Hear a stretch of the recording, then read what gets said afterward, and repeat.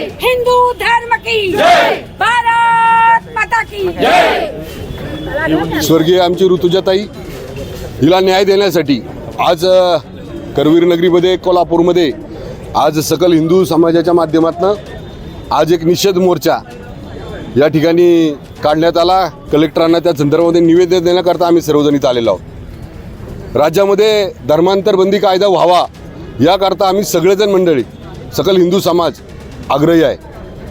ज्या प्रकारे आमच्या या ऋतुजाताईवर अन्याय झाला, ज्या पद्धतीनं तिला दबावाखाली येऊन आपलं स्वतःचं आयुष्य संपवावं लागलं, अशी घटना परत आमच्या या राज्यामध्ये कुठल्याही आमच्या समाज बांधवांच्या कुटुंबामध्ये घडू नये।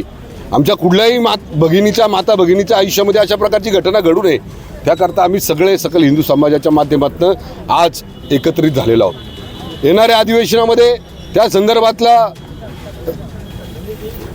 एक निवेदन मी मुख्यमंत्र्यांना देणार आहे।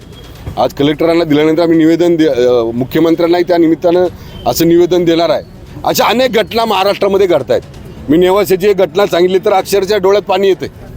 10 वर्षाच्या 2 मुली, एकाच आजीच्या 2 नाती, 10 वर्षाच्या मुलींवर एका ख्रिश्चन धर्मगुरूनं अत्याचार केला, बलात्कार केला।